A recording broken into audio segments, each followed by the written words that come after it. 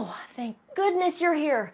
I told my friends I would bring the main dish to their dinner party tonight, but it is not going well at all.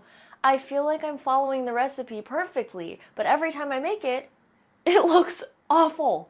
And it tastes even worse than it looks. The whole process is a mess. Look, here's the recipe.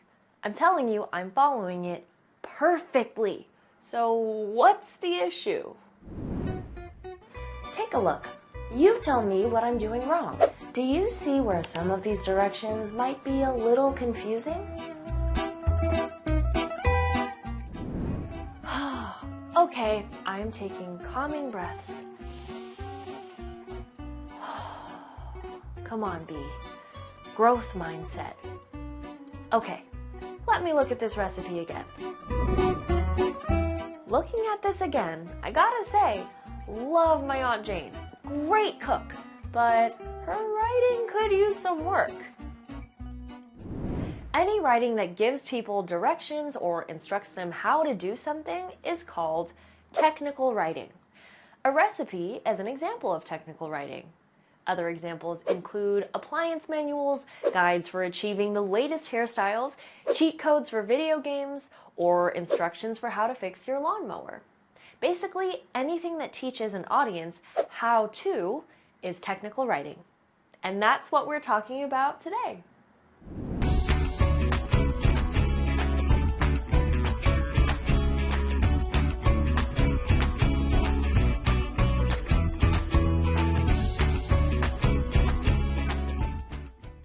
The focus of today is technical writing. I just gave you a few examples of the different forms technical writing might take. But what makes technical writing good? Today we'll take some guided notes about what to look for in strong technical writing. Next, we'll talk about how action verbs can make or break your technical writing. Then, we'll revise and edit Aunt Jane's recipe to make it just a little easier to follow. Have your PDF ready to go? It's time for some guided notes. Looking back at Aunt Jane's recipe, what makes it difficult to follow? Take a moment and write down what you think might cause confusion for someone, like me, trying to follow these instructions. Pause the video and come back once you're done.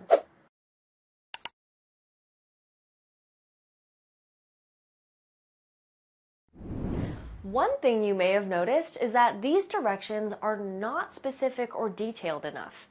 When I tried to make this recipe, I was so confused about what kinds of noodles Aunt Jane wanted me to use, how many onions, and how much salt and pepper.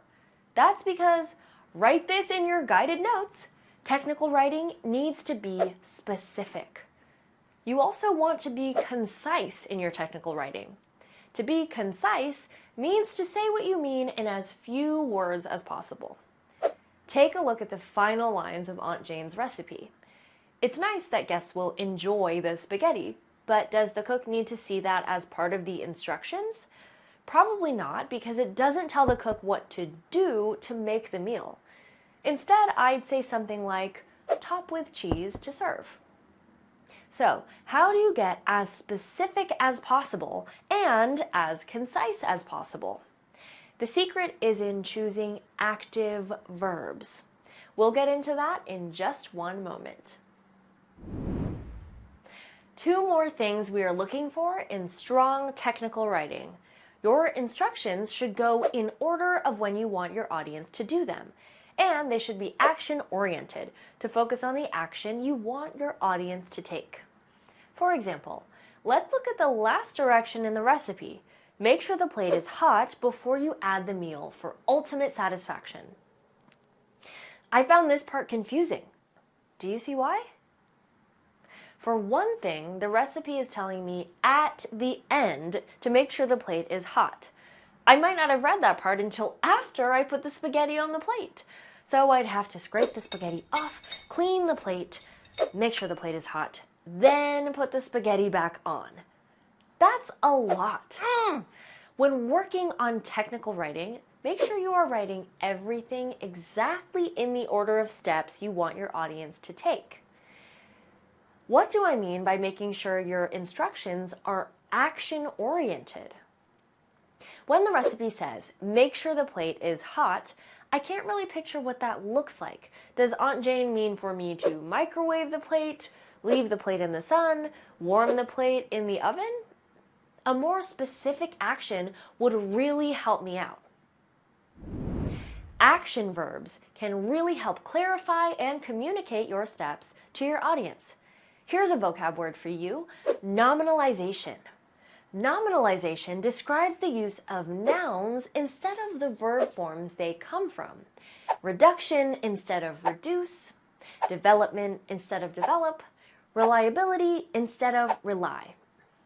In technical writing, and actually in a lot of your writing in general, you'll want to favor verbs over nouns.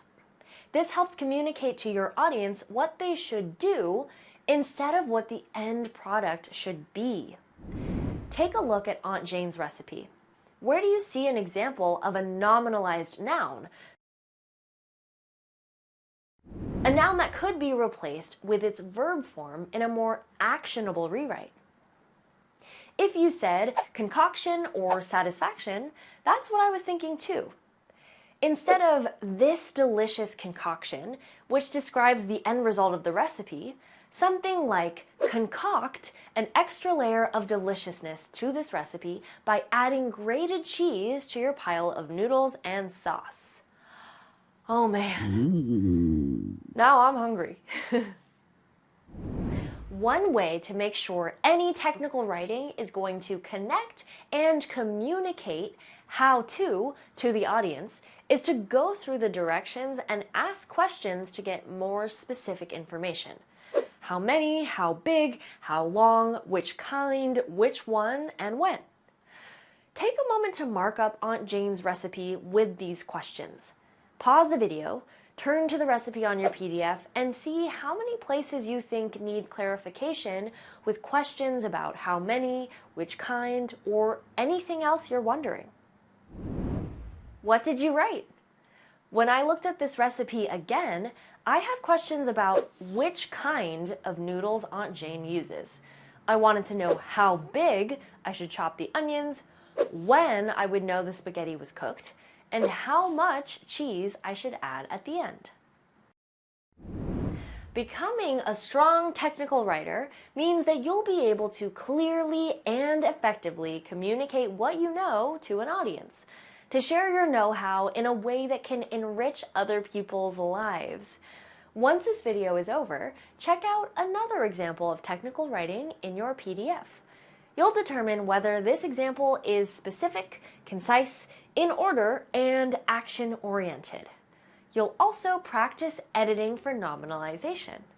On days 2, 3, 4, and 5 of this lesson, you'll continue practicing revising and editing technical writing, and plan and write a how-to guide of your own.